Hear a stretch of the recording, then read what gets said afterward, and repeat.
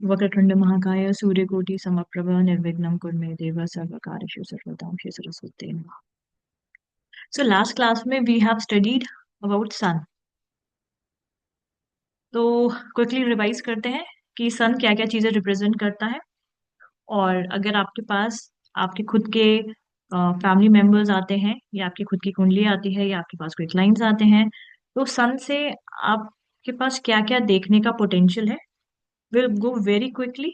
सो सबको, हम लोग तीन ही लोग हैं अभी, तो सबको सब लोग वन वन लाइनर्स प्लीज बोलिए। सबसे पहले we will start with Divya ji. Only 4 words, what do you understand about the sun? Sun represents the authority, the masculine level, and your relations with your father, your health, wealth, everything. Health wealth everything, okay. Govind ji, आप बताइए सूर्य से आपने क्या समझा? अगर आपको किसी की कुंडली में या डिसिप्लिन। अपनी खुद की कुंडली, डिसिप्लिन, ओके नाइस। और क्या समझ में आया सूर्य के बारे में? और फादर सन रिलेशन। फादर के साथ रिलेशनशिप, डिसिप्लिन, यस। एंड और तो जैसे कि वो क्या बोलते हैं उसको, एक स्टेटस अपने स्टेटस, सोसाइटी में। रुतबा। हाँ, सोसाइटी में रुतबा, स्टेटस, हाँ। रुतबा। हाँ रुतबा। हाँ हाँ। Very nice, very nice,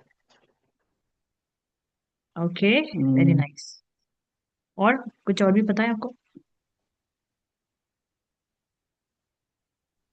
ego, बस और आत्मा, तो हाँ हाँ, very nice, very nice.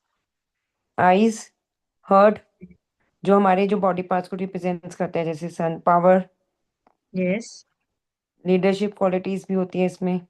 Yes, और गवर्नमेंट से रिलेटेड होता है ये। Very nice. Will power, name, fame. Name fame, yes. So जितने भी बड़े बड़े आईएएस ऑफिसर्स हैं या बड़े बड़े नेता हैं, या जिनको गवर्नमेंट से अवार्ड्स भी मिलते हैं, जैसे राष्ट्रपति पुरस्कार मिल गया या बड़े बड़े अवार्ड्स, बेनिफिट्स फ्रॉम गवर्नमेंट, उन सब का अगर कोई आपके पास क्लाइंट आ रहा है, वो पूछ रहा है कि भाई मेरे को गवर्नमेंट से अवार्ड मिलेगा या नहीं, गवर्नमेंट का टेंडर मिलेगा कि नहीं, उस टाइम पीरियड पे उसकी दशा, विंशोतरी दशा, अंतर प्रत्यंतर में सूर्य का कैसा हाल है, उसके गोचर में सूर्य का हाल कैसा है, ये सब चीजें हमें देखनी होगी। ठीक है। अच्छा, मृणाल जी भी हैं। मृणाल जी, क्विकली आप बताइए सूर्य से आपने क्या समझा। और अगर कोई आपके पास आ रहा है, तो आप सूर्य से देख के फटाफट 5 पॉइंट्स उसको क्या बता सकते हो?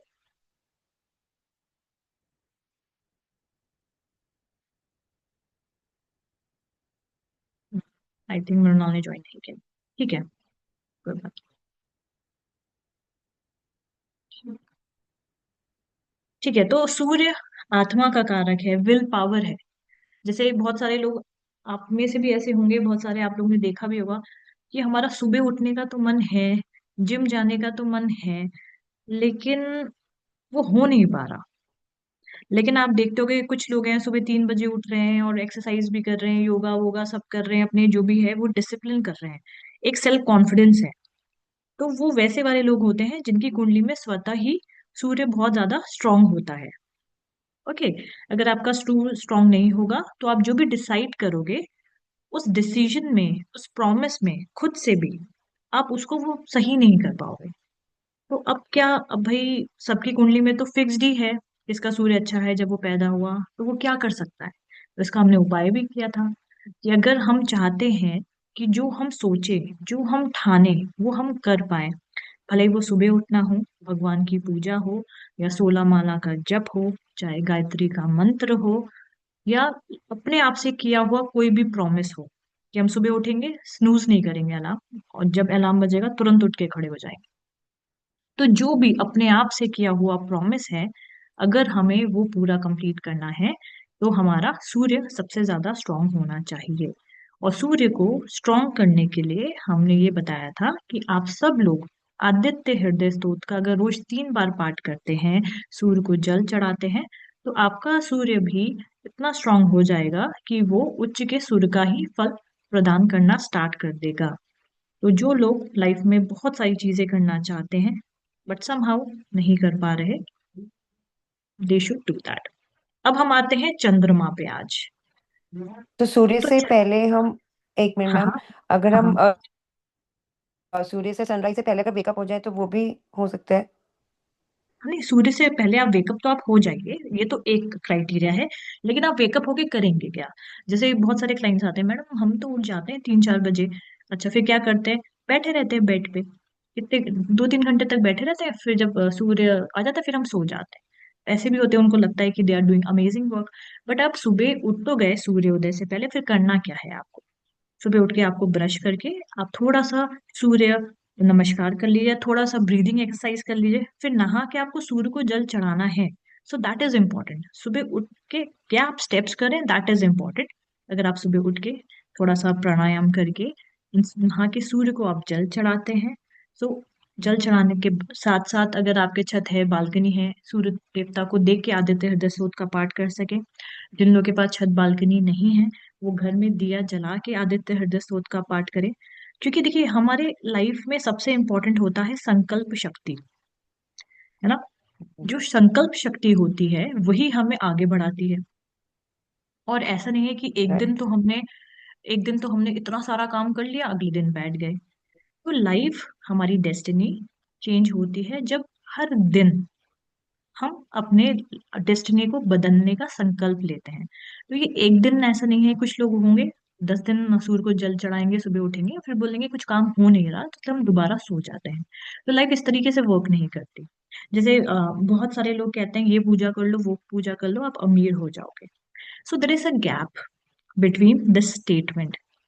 द गैप इज, आप पूजा करिए, आपको अपॉर्चुनिटीज मिलेगी, काम आपको करना होगा, उसके बाद आप अमीर होंगे। ओके? ऐसा नहीं होगा कि आपने पूजा करी और सुबह उठे तो चारों तरफ सोने के सिक्के पड़े। No, it's not like that. आप जब पूजा करते हैं तो हमारे पास अपॉर्चुनिटीज आती है, हमारा बुद्धि खुलने लग जाती है कि हमें किस तरीके से काम करना है। ओके? सो हमें ही काम करना है, वी हैव टू वर्क। ये जागृति होना बहुत ज्यादा इंपॉर्टेंट है। नो बडी इज कमिंग हमारे बिहाफ पे काम करने के लिए। लेकिन सूर्य की पूजा करने से संकल्प शक्ति इतनी ज्यादा दृढ़ हो जाती है कि हमने जो सोचा है वो हम रेगुलर बेसिस पे काम करना स्टार्ट कर देते हैं। फिर हमें नहीं फर्क पड़ता मम्मी पापा भाई बहन दोस्त पति बच्चे क्या कर रहे हैं क्या नहीं। क्योंकि आपने देखा होगा, चाहे कोई लेडी हो चाहे कोई जेंट्स हो, अगर जो लोग सक्सेसफुल होते हैं फिर उनको नहीं फर्क पड़ता दुनिया क्या कह रही है, वो they are just working working working towards their goal. तो इसलिए हर इंसान को सूर्य स्ट्रांग होना बहुत ज्यादा जरूरी है, क्योंकि हमने जो भी सपने सजाए हैं उसके लिए हमें ही मेहनत करनी है। Okay, will go with the चंद्रमा। तो भाई, क्या क्या है चंद्रमा? Anybody wants to participate? सब लोग वन वन जाए। मदर। Mother, very good. सब लोग one emotional. One. Very good. Emotional, emotions, emotions not emotional. ठीक है, वेरी नाइस। नेहा जी, आप बहुत अच्छा पार्टिसिपेट कर रहे हैं आज। Divya ji, 1 or 2 lines or 2 words, only 2 words from. Your subconscious mind, your intuitions, your Okay, moods, swings. okay, very nice. Govind जी, चंद्रमा क्या है? क्या लगता है आपको? क्या क्या है चंद्रमा हमारे लिए?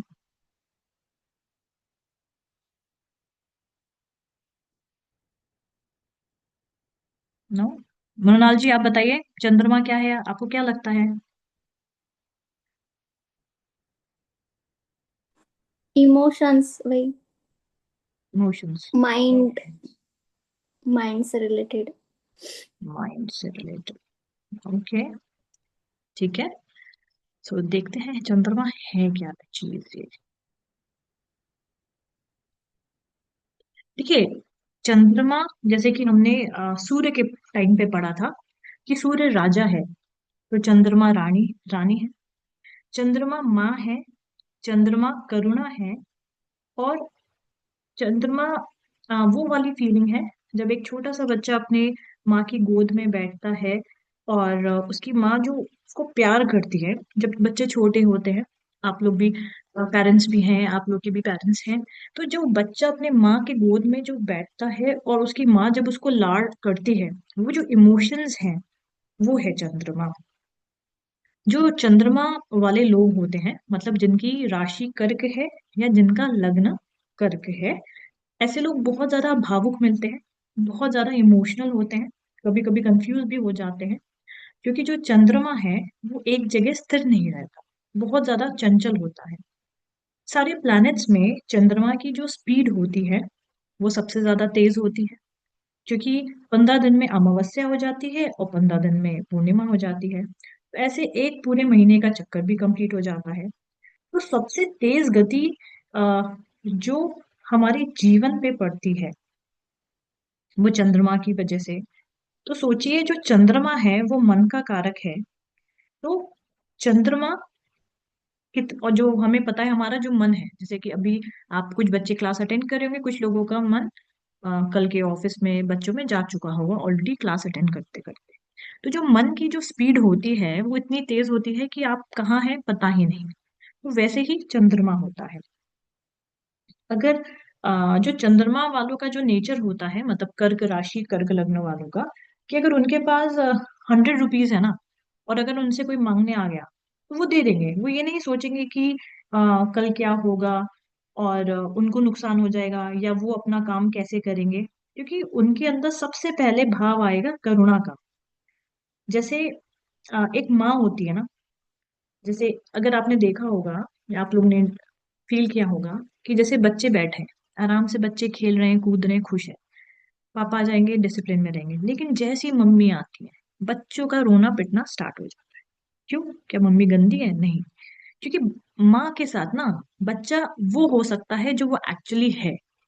अगर उसको खेलते खेलते चोट लग गई है, बट वो फ्रेंड्स के सामने नहीं रोएगा क्योंकि उसको लगेगा कि फ्रेंड्स हंसेंगे, लेकिन वैसी मम्मी आ जाएंगी तो शुरू रोना कि मम्मा मेरे हाथ में चोट लग गई थी एंड ऑल।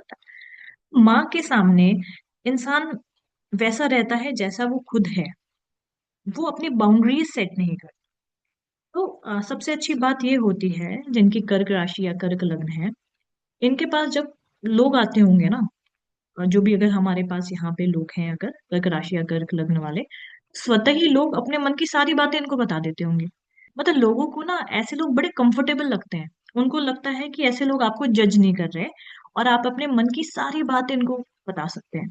अब इनके अंदर इतनी ज्यादा करुणा होती है कि भाई इनके पास टाइम है नहीं है या जो भी है, बट अगर कोई इनको आके बताएगा मेरे साथ ये हो गया मेरे साथ वो हो गया, ये लोग बड़े ही पेशेंटली, और they are very good listeners, वो आपकी सारी बातें सुनेंगे एंड कोशिश करेंगे आउट ऑफ द वे जाने की, आपकी हेल्प भी कर दे। क्यों? क्योंकि चंद्रमा माँ है ना। माँ कितनी इमोशनल होती है, मतलब बच्चा चाहे अच्छा है बुरा है कितना भी कुछ करके आए, लेकिन माँ, माँ तो बस फिर माँ है। तो चंद्रमा वाले लोग जो होते हैं वो ऐसे होते हैं। मूड्स, इंट्यूशन, मूड स्विंग्स तो है ही, बट हमें उसका अच्छा पार्ट भी आई थिंक समझने की कोशिश करनी चाहिए। क्या होता है कि सबसे ज्यादा प्रभाव शरीर पर चंद्रमा का होता है, क्योंकि चंद्रमा अर्थ से सबसे ज्यादा क्लोज है।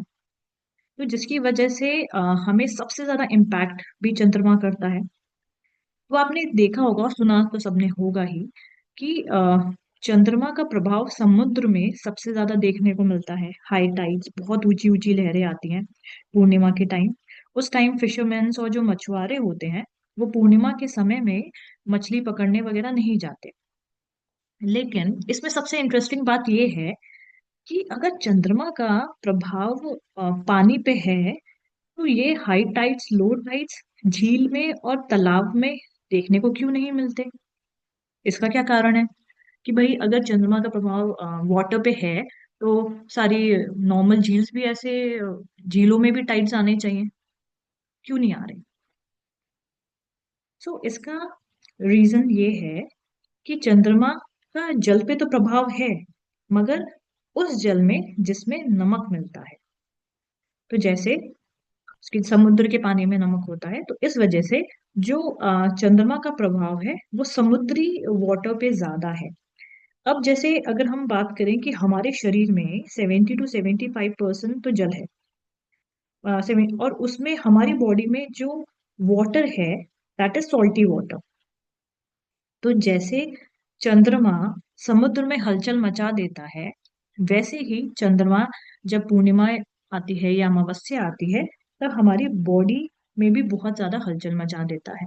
अब आपने सुना होगा कि सब कहते हैं एकादशी का फास्ट रखो, उसमें नमक मत खाओ, या पूर्णिमा के फास्ट में नमक मत खाओ, या ट्यूसडेज, मतलब जनरली ये बोला जाता है कि अगर आप फास्ट रख रहे हैं तो आपको नमक भी अवॉइड करना चाहिए। सो अब हमें ये समझ में आ रहा है कि नमक क्यों अवॉइड करना चाहिए, क्योंकि एकादशी हो गई बिकॉज इट्स नियर पूर्णिमा या अमावस्या, या पूर्णिमा हो गई तो उसमें तो है ही। तो हमारा जो मूड है वो इतना ज्यादा स्विंग ना हो जाए कि जिसकी वजह से क्या होता है ना, आप लोग ने देखा होगा कभी, आपके आप लोग बहुत इंटेलिजेंट, सब कुछ आप लोग को समझ में आ रहा है कि ऑफिस में कैसे बिहेव करना है, बच्चों के साथ कैसे बिहेव करना है, हस्बैंड सास ससुर कैसे कैसे बिहेव करना है, सब पता है। लेकिन कभी कभी जाने अनजाने में ऐसा होता है कि हम अपने ऊपर अपना कंट्रोल ही खो देते हैं, एंड कभी कभी बहुत ज्यादा हम शाउट कर देते हैं या वो चीजें कह देते हैं जो हमें शायद कहनी ही नहीं चाहिए थी। कभी कभी हुआ है कभी किसी के साथ? Are you guys there? Hello? ऐसा हुआ है कभी कि यस आपने मैम। सोचा ये कि आप कैसे व्यवहार करेंगे बट कर नहीं पाए? दिव्या जी, गोविंद जी, मृणाल, रेणु जी,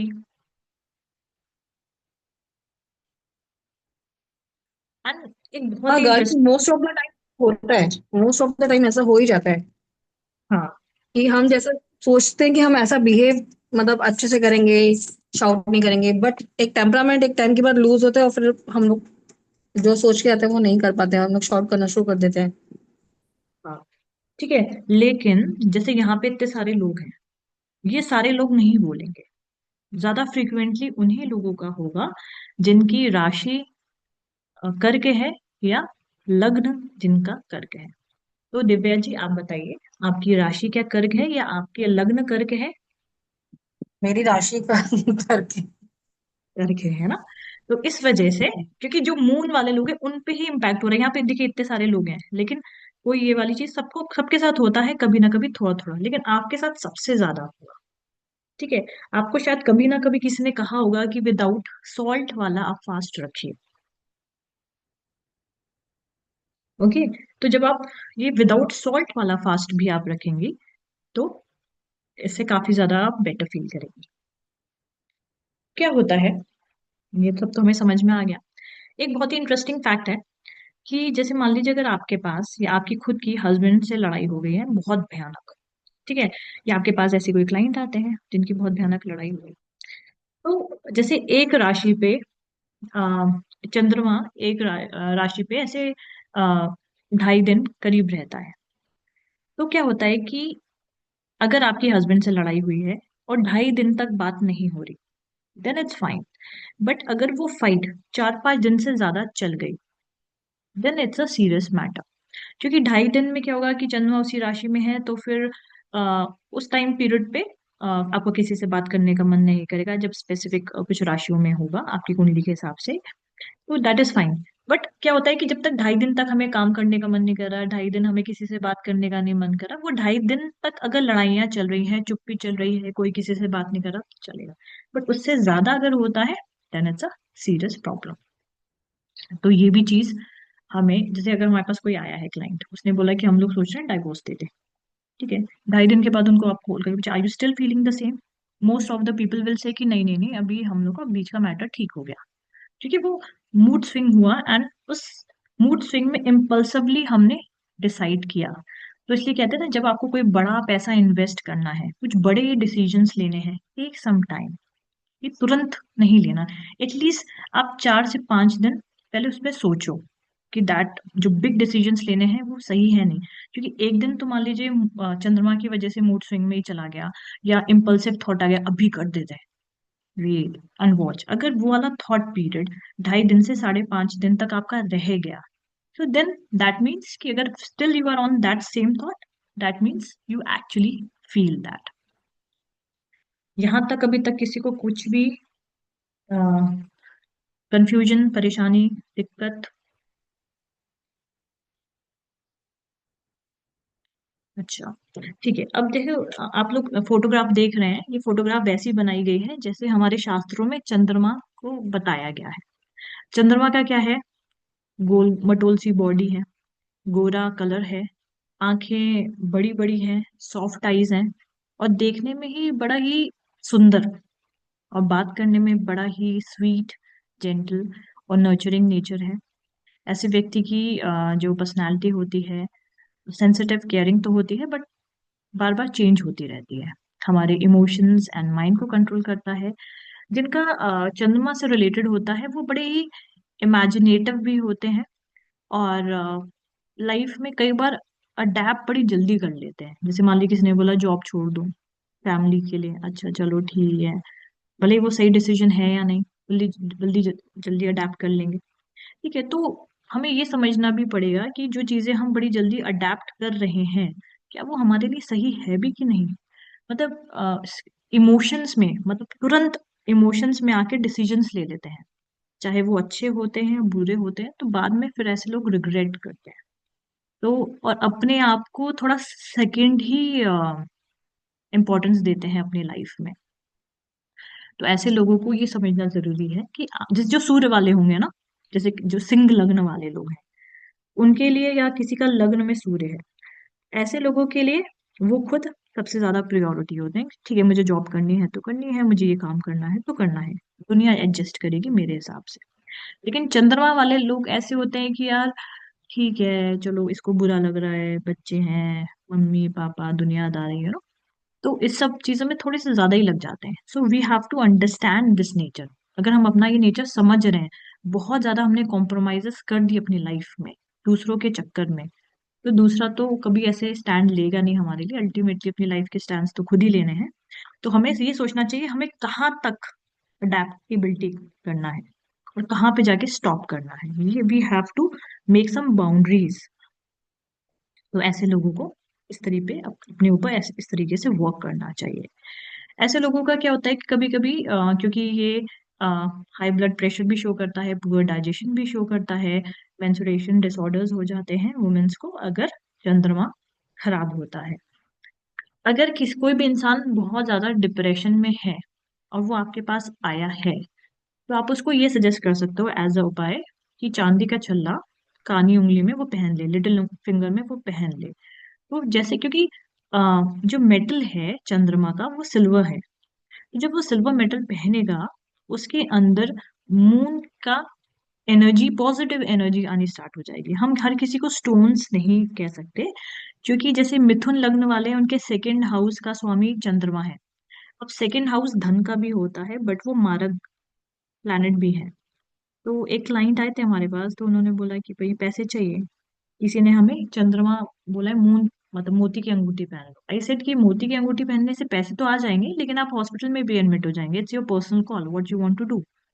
तो इंसान को लगता है कि अरे पैसे इंपॉर्टेंट है, तबीयत का तो देख लेंगे। बट उन्होंने अंगूठी जब मून की पहनी, तो हमें ये याद रखना है मिथुन लग्न वालों को कभी भी हमें चंद्रमा की अंगूठी नहीं पहनानी, मोती नहीं पहनाना। उन्होंने पहना, उनका बहुत दिन से बिजनेस टेंडर फंसा हुआ था, वो पैसा आया, बट उनकी तबीयत भी खराब हो गई। ठीक है। सो अगर हम किसी को सजेस्ट कर रहे हैं तो हमें उनको ये बताना पड़ेगा कि ओके इससे ये अच्छा होगा, बट ये प्रॉब्लम भी आपकी हो जाएगी। बट उसके बाद हॉस्पिटल में एडमिट होने के बाद उन्होंने अंगूठी उतार दी थी, बिकॉज ही फेल्ट कि पैसे से ज्यादा स्वास्थ्य इंपॉर्टेंट है। अगर कोई भी व्यक्ति डिप्रेशन में है, आपके आसपास के लोग, तो एक सिल्वर रिंग लिटिल फिंगर में विल डू वंडर्स। वो आपसे खुद कहेगा कि यार थैंक यू, आपने हमें ये सजेस्ट कर दिया, बिकॉज 500 रुपीज का कॉस्ट का रिंग होता है, बट वो काम लाखों के करता है। ठीक है, यहाँ तक किसी को कोई प्रॉब्लम? जैसे अगर वास्तु के हिसाब से नॉर्थ वेस्ट डायरेक्शन जो होता है वो मून का होता है। तो अगर किसी की कुंडली में चंद्रमा उच्च का है, तो उसको अगर उसकी वो डायरेक्शन नॉर्थ वेस्ट डायरेक्शन है, तो उसमें कुछ आप इंपॉर्टेंट वर्क्स उनके लिए कर सकते हैं। और अगर किसी की कुंडली में चंद्रमा खराब है, नीच का है, राहु के साथ है, या बैड इम्पैक्ट में है, तो फिर उनको वो डायरेक्शन भी प्रॉब्लम ही करेगी।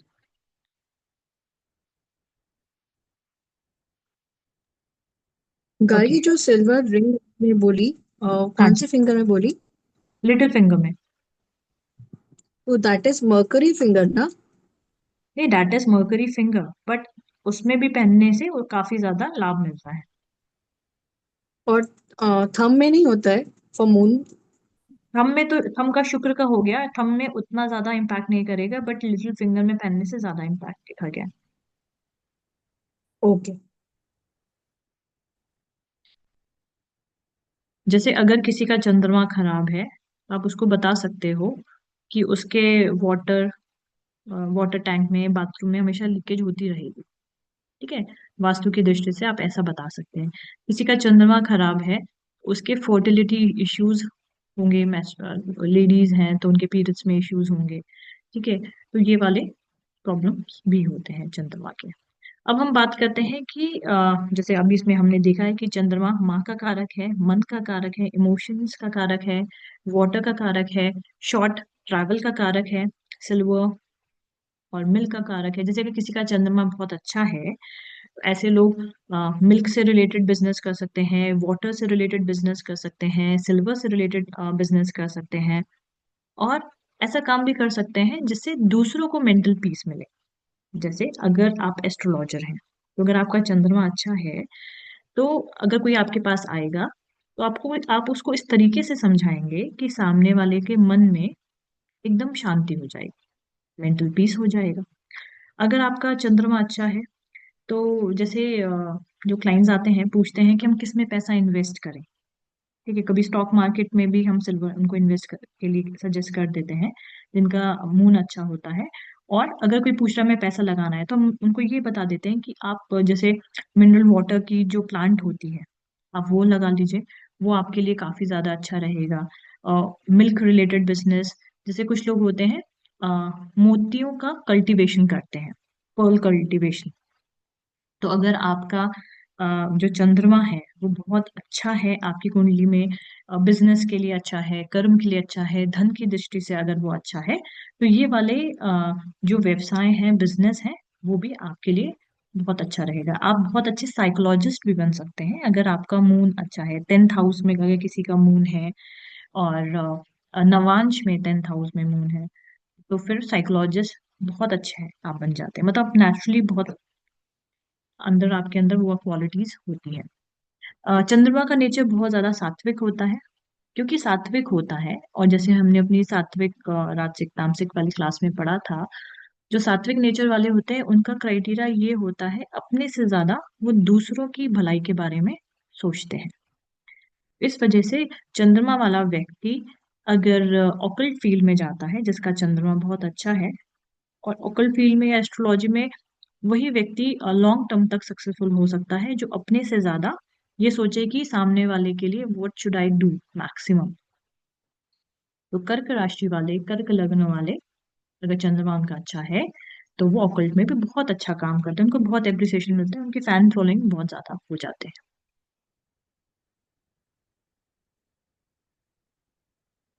ओके, अब हम बात करते हैं कि अगर चंद्रमा हमारे डिफरेंट हाउसेस में है, तो हमें क्या क्या इम्पैक्ट देगा। होपफुली आप सब लोगों ने अपनी हॉरोस्कोप ओपन करी हुई है, तो ऐसे ये पता चल जाएगा कि हमारे चंद्रमा कौन से भाव में है, health issues, everything we will do. तो जब फर्स्ट हाउस में जिसका चंद्रमा होता है, एक तो उसका शक्ल बड़ी प्यारी सी होती है। जैसे चंद्रमा को जब हम रात में देखते हैं, मन में कितना सुकून मिलता है हमें। तो वैसे ही जो जिसके लग्न में चंद्रमा होता है, ऐसे व्यक्ति को देख के बड़े मन में बड़ा सुकून सा मिल जाता है। शक्ल तो सुंदर हो गई, क्योंकि फर्स्ट हाउस हमारे फेस का भी है। ऐसे लोग बहुत इमोशनल, सेंसिटिव होते हैं, उनके मूड बहुत क्विकली चेंज होते हैं, बहुत हेल्पफुल नेचर होता है, स्ट्रॉन्ग इंट्यूशन पावर होता है। चैलेंजेस ये होता है कि बड़ी जल्दी हर्ट हो जाते हैं, बात बात पे हर्ट हो जाते हैं। और जनरली मैंने अपने पर्सनल एक्सपीरियंस में ये देखा है कि जिनके लग्न में मून होता है, वो जनरली बहुत पूजा पाठ और भगवान की प्रेयर्स के बाद ऐसे बच्चे पैदा होते हैं, तो उनके ऊपर भगवान शिव का भी बहुत आशीर्वाद रहता है ऐसे बच्चों पे। ऐसे बच्चे अपनी मम्मी से, मतलब ऑलमोस्ट दुनिया में सबसे ज्यादा प्यार करते हैं। अब हम आते हैं सेकेंड हाउस में। अगर किसी का सेकंड हाउस में चंद्रमा है, क्योंकि सेकंड हाउस होता है फैमिली एंड मनी, तो अभी जैसे फर्स्ट हाउस में था तो मम्मी से ही बहुत ज्यादा प्यार करेंगे, बट सेकंड हाउस में चंद्रमा होगा तो अपनी फैमिली से भी बहुत ज्यादा प्यार करते हैं। और सेकंड हाउस में चंद्रमा मनी के लिए भी बहुत अच्छा है, और आपको हमेशा इमोशनल सपोर्ट मिलता है, और फिनेंशियली आप बहुत ज्यादा लकी होते हैं। सेकंड हाउस वॉइस का भी है, हमारे गले का भी है, कंठ का भी है। तो ऐसे लोगों की बड़े प्यार से बात करेंगे, ऐसे लोग आप उनसे बात करेंगे तो आपको लगेगा कि स्वीटली बात करते हैं, मतलब you want to hear them more, जिनके सेकंड हाउस में होता है। अब सेकंड हाउस होता है मनी के स्टोरेज का भी। ओके, तो मनी स्टोरेज में, क्योंकि अब चंद्रमा क्या है, अप्स एंड डाउन्स है, मूड स्विंग्स हैं, कभी ज्यादा कभी कम। तो ऐसे व्यक्तियों के साथ प्रॉब्लम ये होती है, मनी सेविंग में बहुत ज्यादा फ्लक्चुएशन होता है, क्योंकि वो रेंडमली कहीं पे भी पैसा इन्वेस्ट कर देते हैं। तो सजेशन देखिए, पूजा पाठ हम तो उपाय बताते ही हैं, बट पूजा पाठ के साथ साथ हमें इंसान के ना नेचर एंड डेली रूटीन में भी चेंजेस बताने होंगे। आपने कितनी भी पूजा कर ली, बट अगर आप अपना वो इम्पल्सिव स्पेंडिंग को आप करेक्ट नहीं कर रहे हैं, कैसे काम चलेगा। पूजा पाठ हमें सही बुद्धि देती है, लेकिन भगवान हाथ पकड़ के रोकेगा नहीं ना, हाथ पकड़ के हमसे काम करवाएगा। वो सारे काम हमें खुद ही करने होते हैं। तो पूजा पाठ वगैरह करने से क्या होता है कि हमें सही बुद्धि मिलती है और हमारे लॉसेस कम होते हैं, लेकिन अल्टीमेटली सारे काम हमें खुद ही करने। ओके, अब हम जाते हैं थर्ड हाउस में। अभी तक है किसी का फर्स्ट सेकंड, यहाँ पे जितने भी लोग बैठे हैं किसी के फर्स्ट या सेकंड हाउस में है क्या चंद्रमा? फर्स्ट हाउस में मैम मेरा है। अच्छा, तो किसको, अच्छा तो आप बड़े प्यारे से सुंदर से हो, मतलब बड़े अट्रैक्टिव, इमोशनल हो, इजिली हर्ट हो जाते हो, ऐसा है क्या कुछ? इजिली हर्ट तो मैम ओके टाइप से, ऐसा तो नहीं एकदम। आप अपनी मम्मी से बहुत ज्यादा अटैच थे? Yes ma'am. ओके, एंड आप क्योंकि चंद्रमा आपके लग्न में है, तो सब लोग आपके साथ बड़ा ही कंफर्टेबल फील करते हैं, मतलब कोई भी आपसे कनेक्ट हो जाता है, अपनी मन की सारी बातें बता देता है, एंड मतलब you are safe place for your kids, your husband, your friends and family, मतलब सबको पता है कि ठीक है, मतलब you are always be there for them, मतलब people yes see you like this. Yes yes yes ma'am. Okay, very yes ma'am. Nice. और आई थिंक आपकी मम्मी ने भी आपके टाइम जब आप पैदा हुई होंगी तब बहुत सारे भगवान से मन्नतों के बाद आप पैदा हुई होंगी, सो आई एम नॉट अवेयर कि आपको भी पता है कि नहीं, बट ऐसे बच्चे no ma'am generally, I okay you are not aware, तो ऐसे लोग, ऐसे बच्चे ना भगवान की मन्नतों के बाद पैदा होते हैं, तो ऐसे लोगों पे भगवान की विशेष कृपा होती है। तो ऐसे बच्चे जो होते हैं, स्पिरिचुअलिटी से जैसे ही वो कनेक्ट करते हैं, इनकी लाइफ में सारे प्रॉब्लम्स दूर होने लग जाते हैं, बिकॉज ये भगवान से मांगे हुए बच्चे होते हैं, they are not very ordinary people, they are very भगवान से स्पेशली आए होते हैं। सो आप अपने लाइफ में जब से भी आप स्पिरिचुअलिटी से आपने कनेक्ट करना स्टार्ट किया होगा, तब से आप अपने लाइफ में एक अलग लेवल ऑफ शांति, अलग level of rise and kick आपने फील करना स्टार्ट किया होगा। आप बताइए, ऐसा है? Ma'am Shanti. Okay, so first house moon, spirituality is extremely important for them. Okay, second house में है किसी का चंद्रमा? ओके, अब हम थर्ड हाउस पे आते हैं। अब थर्ड हाउस क्या है? थर्ड हाउस है courage, communication, friends and social media. तो ऐसे लोगों, और सॉफ्ट स्किल्स का भी होता है चंद्रमा, तो मतलब थर्ड हाउस होता है सॉफ्ट स्किल्स का। जो जिसके थर्ड हाउस में चंद्रमा होता है, ऐसा व्यक्ति बहुत अच्छा राइटर होता है, उसको मीडिया का बहुत अच्छा टैलेंटेड व्यक्ति होता है, होटल इंडस्ट्री में भी ऐसा व्यक्ति बहुत अच्छा काम कर सकता है, और उसके शॉर्ट ट्रैवल्स लाइफ में बहुत ज्यादा होते हैं, और उसको मतलब सपोर्ट मिलता है अपनी मम्मी का, बट क्योंकि थर्ड हाउस में है, बट उतना सपोर्ट नहीं मिल पाता जितना वो डिजर्व करता है अपनी लाइफ में, माँ का उतना ज्यादा सपोर्ट उसको नहीं मिलता थर्ड हाउस के मून वाले व्यक्तियों को। किसी का है थर्ड हाउस में मून? ओके, अच्छा अगर क्लास लेते लेते ये कट जाता है zoom meeting, then we will again join on the same link. Okay, अच्छा, अब हम आते हैं फोर्थ हाउस में। फोर्थ हाउस किस चीज का होता है, हमने क्या क्या पढ़ा था? फोर्थ हाउस माँ का होता है, फोर्थ हाउस घर का होता है, प्रॉपर्टी का होता है, वाहन का होता है। तो कौन बताएगा? अगर किसी के फोर्थ हाउस में चंद्रमा है, मदर आप का लोग कनेक्ट करना भी तो आएगा ना, आप कनेक्ट करना है आप लोगों को। सब लोग बताएंगे वन वन मदर पॉइंट्स किसी मदर का के होता है फोटोस। हाँ, मदर का होता है, वेरी गुड। तो अगर किसी का चंद्रमा जो माँ का ही भाव है वहां पे बैठ गया तो उसका क्या मतलब है? मदर से अटैच्ड। वेरी नाइस, मदर से अटैच्ड रहेगा व्यक्ति। दिव्या जी आप बताइए, सब सारे बच्चे एक एक पॉइंट्स बताएंगे। हाँ दिव्या जी आप बताइए, किसी का फोर्थ हाउस में चंद्रमा है तो क्या मतलब हुआ इसका? फोर्थ हाउस आपकी भूमि का भी होता है, तो घर का साइज बड़ा होगा, ऐसा कुछ होगा, घर या का, मतलब हाँ पता नहीं, उसको, मैं गाड़ी की साइज बॉडी में। नहीं नहीं आप सही बोल रहे हो, उसका जो घर का, क्योंकि घर है वाहन है, तो ऐसे व्यक्ति को फोर्थ हाउस में चंद्रमा हो गया तो ऐसे व्यक्ति को घर वाहन सब होता है उसके पास। जैसे कि कुछ लोग आएंगे आपके पास, जैसे जो बच्चे अभी पढ़ाई कर रहे हैं, या जिनके घर से फाइनेंशियली वो प्रॉब्लम में है, और वो आपके पास आए और आपने देखा कि उनके फोर्थ हाउस में चंद्रमा है, अच्छी पोजीशन में है, वो बोलेंगे कि "हाँ, पता नहीं हमारी लाइफ में कुछ होगा कि नहीं, हम घर बनवा पाएंगे कि नहीं, कार ले पाएंगे कि नहीं"। तो आप तुरंत देख के बोल दो, नहीं आप अपने दम पे घर बनवाएंगे और अपने दम पे आप कार लेंगे। और आप ये भी बता सकते हैं कि हो सकता है कि आपकी मम्मी का कुछ ना कुछ आशीर्वाद के थ्रू, या मम्मी फाइनेंशियली हेल्प करे, माता के सपोर्ट से आप अपने लाइफ में काफी ज्यादा आगे बढ़ेंगे, क्योंकि फोर्थ हाउस हो गया माँ का कारक। तो ये वाली चीज हो गई। अब हम फिफ्थ हाउस पे जाते हैं। फिफ्थ हाउस में अगर चंद्रमा होगा तो क्या है फिफ्थ हाउस? फोर्थ हाउस में हमने बच, देखा बच्चों का लग्जरियस। फिफ्थ हाँ हाउस। हाँ, फिफ्थ हाउस बच्चों का है। ठीक है, तो फोर्थ हाउस में अच्छी चीजें क्या थी? होम, मदर और peace, good for luxurious home, emotional stability, vehicles, property and mother की ब्लेसिंग हमेशा रहती है।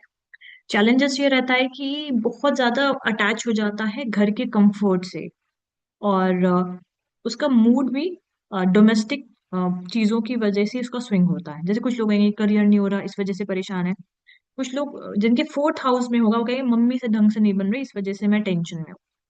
मतलब हमेशा या घर में कुछ ऐसा हो गया जिसकी वजह से मैं टेंशन में हूँ, तो उनका टेंशन का कारण ही उनका घर और उनकी मम्मी रहेंगे। ओके, और फोर्थ हाउस ससुर का भी होता है।